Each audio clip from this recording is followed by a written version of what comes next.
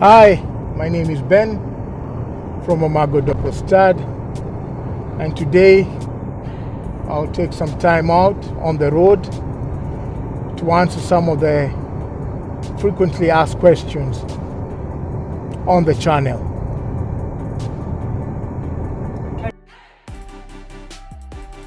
Welcome all, and if you have any more questions, feel free to put them down on the comment side on the channel, and we'll be more than happy to either answer them or get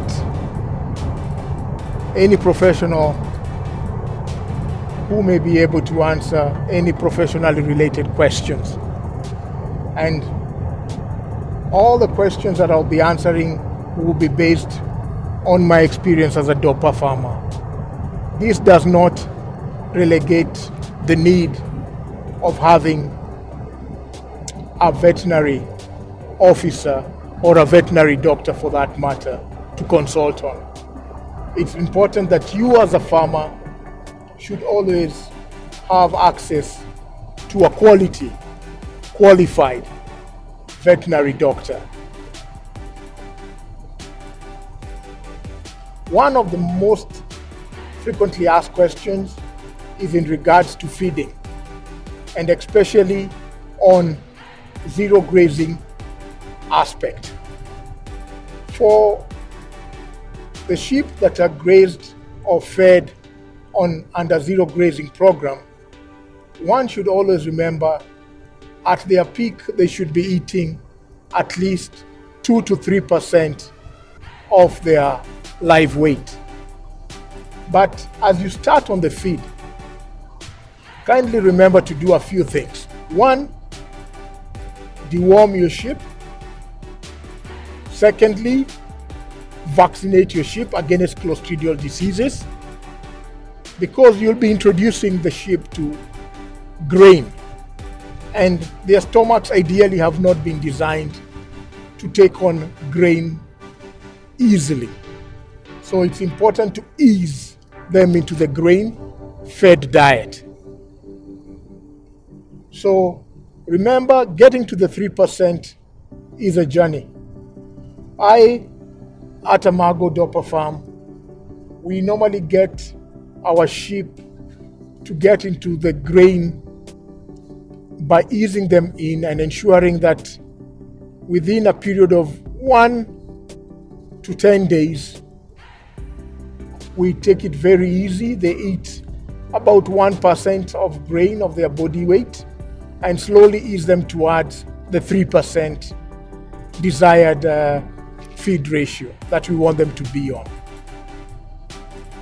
Another important aspect or question that arises is what kind of feed. In general terms, one should ensure that you give them a well-balanced diet. This encompasses your energy source, which you can get from maize, wheat, or barley. The other important source is protein, which you can also get from plant protein, from soya, from cottonseed cake, from sunflower, from canola. And the rule of thumb is ensure that you balance it well with the energy. And in most cases, your feed ratio, you will find your energy is at about 70% of the total feed, with your protein ranging between 10 to 20%. And this is determined by the quality of protein you put in. And quality here, we are talking about the crude protein. The higher the crude protein, maybe the less you need to use of it. So for example, you may use more of sunflower in your ratio as compared to soya, which has a higher crude protein.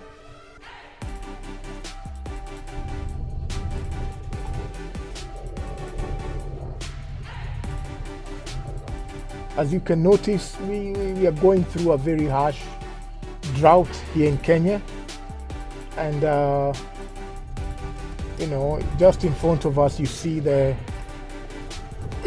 gentleman in the motorbike carrying hay.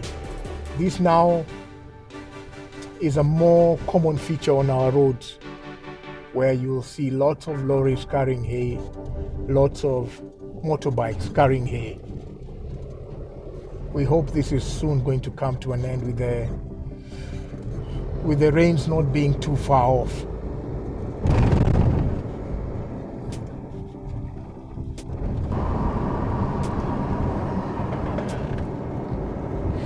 Another question that we frequently get is, which is better when it comes to acaricide spraying your animals?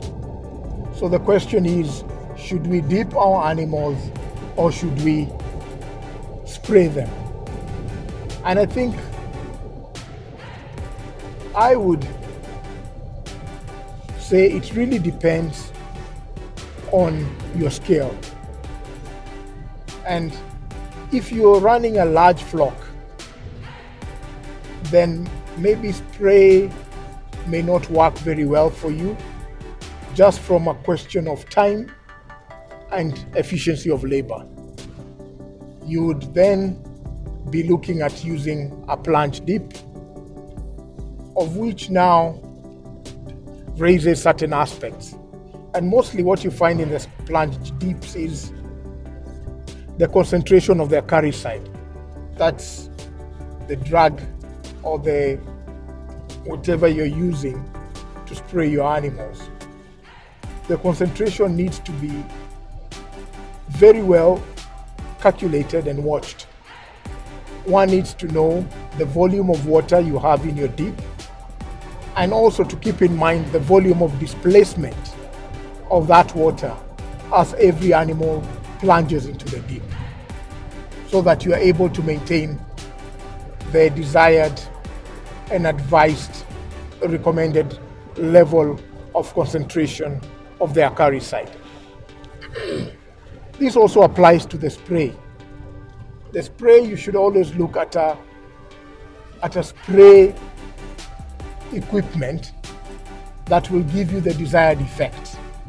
What do I mean? When you're spraying your animals, your objective should be, you want the acaricide to penetrate inside the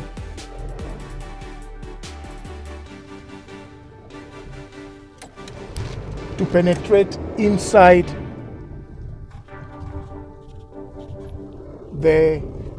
the wool, especially now for this, in case of the sheep. This means the volume or the pressure that you are using should be adequate enough to ensure that the spray actually penetrates into the wool. So in many cases, if your animals are many, and depending on the pressure you have, you may go for the foot pump, which may provide the desired pressure. And if your animals are also many, you may go for the more motorized or petrol-driven stroke electricity-driven pump machines that will provide the necessary pressure to ensure that the acaricide indeed penetrates into the wool of the animal.